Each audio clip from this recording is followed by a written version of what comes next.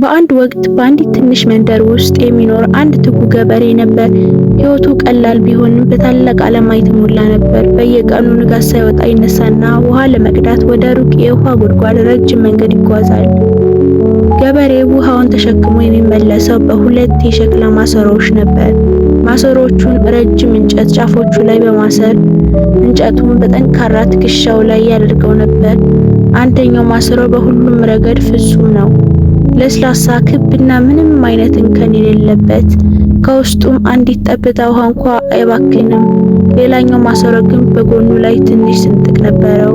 በዚያ ስንጥቅ ምክንያት ገበሬው ቤት እስኪደርስ ግማሽ ውሃ ጠብታ በጠብታ ይፈሳል። ፍጹም ማሰሮ በራሱ በጣም ይኮራ ነበረ። የተሰነጠቀውን ማሰሮን በንቀት ዓይን ይመለከተዋል። እኔ እንከን የለሽ ነኝ ብሎ በልቡ ያስባል። ስራዬን በሚገባና በፍጹምነት እወጣለሁ። በእኔ ምክንያት እያንዳንዱ ጠብታ ውሃ በሰላም ቤት ይደርሳል። አንድ ቀን ጠዋት በእንጨቱ ላይ ተንጠልጥለው ሲጓዙ ፍጹም ማሰሮ በሚያሾፍ ድምፅ እንዲህ አለው፣ እስኪ ራስህን እይ፣ አንተ ሙሉ በሙሉ ከንቱ ነህ። ገና እቤት ሳትደርስ ሁል ጊዜ ግማሹ ውሃ ፈሶ ያልቃል። ጌታችን ለምን አንተን መሸከም እንደሚደክመው አይገባኝም። አንተ ከሸክም በቀር ሌላ ምንም አይደለህም። የተሰነጠቀው ማሰሮ ግን ምንም መልስ አልሰጠም። ህመሙንና ስቃዩን እየዋጠ ዝምታን መረጠ። ነገር ግን እነዚያ ቃላት እንደ ስለታም እሾህ ልቡን በጥልቅ ወጉት። በየቀኑ ይሄው ድርጊት ይደጋገም ነበር። ፍጹም ማሰሮ ይሳለቃል፣ ያንኳስሳል። የተሰነጠቀው ማሰሮ ደግሞ በዝምታ ይሰቃያል። ገበሬው ግን ትንሹ ማሰሮ የሚሰማውን ህመም ሳያውቅ መንገዱን ይቀጥላል። ቀስ በቀስ የተሰነጠቀው ማሰሮ የተባለውን ስድብ ሁሉ ማመን ጀመረ። በእውነትም ዋጋ እንደሌለው ሊሰማው ጀመረ። አንድ ቀን ግን የውርደቱ ክብደት ከአቅሙ በላይ ሆነበት። በጠዋቱ ፀሐይ በዚያ አቧራማ መንገድ ላይ ሲጓዙ በጎኑ በኩል እንባው ይፈስ ጀመር። እንባው ከሚፈሰው ውሃ ጋር እየተቀላቀለ ወደ መሬት ይንጠባጠብ ነበር። በመጨረሻም በሐዘን የተሞላና በሚንቀጠቀጥ ድምፅ ለገበሬው እንዲህ አለው፣ ጌታዬ፣ በጣም አዝናለሁ፣ እባክህ ይቅር በለኝ። ማሰሮው ሲናገር በመስማቱ የተገረመው ገበሬ በርህራሄ ተመለከተው። ጓደኛዬ፣ ለምን ታለቅሳለህ? ሲል በለሰለሰ ድምፅ ጠየቀው። ልብህን እንዲህ በጥልቀት የሚያስጨንቀው ምንድነው? ማሰሮው በውርደት በተሰባበረ ድምፅ መለሰ። ምክንያቱም እኔ ከንቱ ነኝ ጌታዬ፣ በጎኔ ላይ ስንጥቅ አለብኝ። አንተ ደከመ ከምትቀዳው ውሃ ውስጥ በየቀኑ ግማሹን አባክናለሁ። ብዙ ትደክማለህ፣ ረጅም መንገድ ትጓዛለህ። ነገር ግን በእኔ ስንጥቅ ምክንያት ድካምህ ሁሉ ይባክናል። ሆኖም አንተ ፈጽሞ አትቆጣኝም፣ አትጥለኝም። ለአንተ ሸክም በመሆኔ በራሴ በጣም አፍራለሁ። እባክህ በዚህ ዋጋ ቢስ ማንነቴ ይቅር በለኝ። ገበሬው በረጋና በደግነት ፊቱ ተሞልቶ በዝምታ አዳመጠው። ማሰሮው ተናግሮ ሲጨርስ ገበሬው ፈገግ ብሎ እንዲህ አለው፣ ኦ ውድ ጓደኛዬ፣ የሚያሳዝን ይሄ ነው? በልብ ተሸክመኸው የኖርከው ህመም ይህ ነው?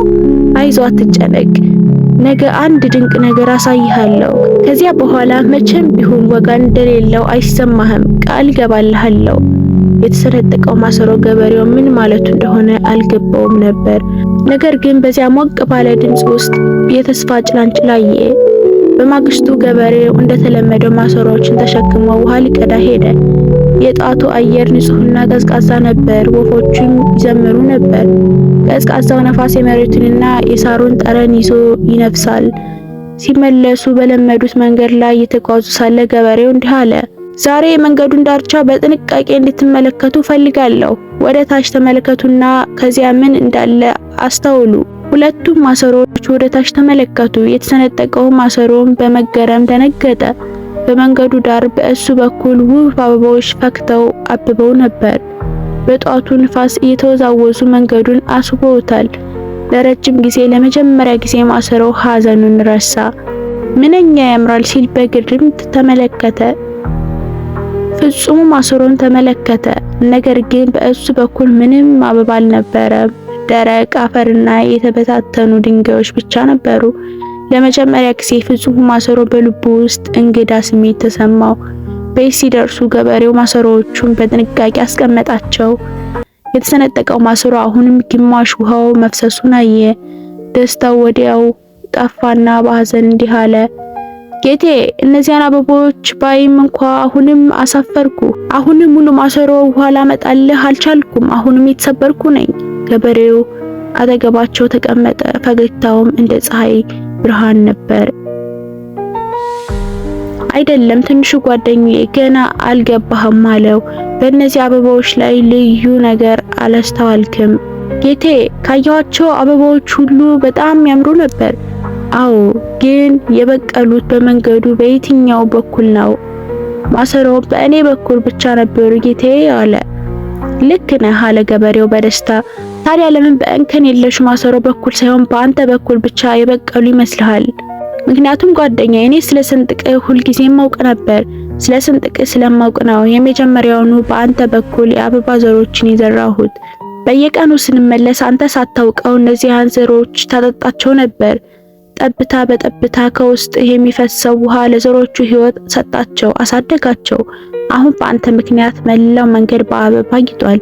ውበታቸው በየጠዋቱ ልቤን በደስታ ይሞላዋል። መንገደኞችም ቆመው ያደንቋቸዋል፣ ሰላምም ያገኛሉ። ይህ ሁሉ ውበትና ደስታ ያለው በአንተና በአንተ ስንጥቅ ምክንያት ነው። የተሰነጠቀው ማሰሮ የደስታና የእፎይታ እንባ ፈሰሰ። ለመጀመሪያ ጊዜ ዋጋ እንዳለው ልዩና ተወዳጅ እንደሆነ ተሰማው። በዚያ ጊዜ ፍጹም ማሰሮ ድምጽን አወጣ። ኩራቱ በውርደት ተተክቶ ነበር። ጌታዬ፣ የምናገረው ነገር አለኝ አለ በለስላሳ ድምጽ። በራሴ በጣም አፍራለሁ። ጓደኛዬን ስንጥቅ ስላለው ብቻ ሳጥላለውና ሳንኳስሰው ነበር። እኔ ውሃ አላፈስም ብዬ ከእሱ የተሻልኩ መስሎኝ ነበረ። አሁን ግን እውነቱን አየሁ። እኔ መቼም ልፈጥረው የማልችለውን ውበት እሱ ፈጥሯል። ፍጹም ማሰሮ ወደ ጓደኛው ዞሮ እባክህ ይቅር በለኝ አለው። አንተ በራስ መንገድ ድንቅ ነህ፣ ይቅር ትለኛለህ? የተሰነጠቀው ማሰሮን በእርግጥ ይቅር ብዬሃለሁ፣ ዋናው ከስተት መማርህ ነው አለ። ገበሬው በሁለቱም ለውጥ ተደስቶ የጥበብ ቃላትን ተናገረ። በዚህ ዓለም ውስጥ ፍጹም የሆነ ሰው የለም፣ ማንም። ሁላችንም የየራሳችን ጥንካሬና ድክመት አለብን።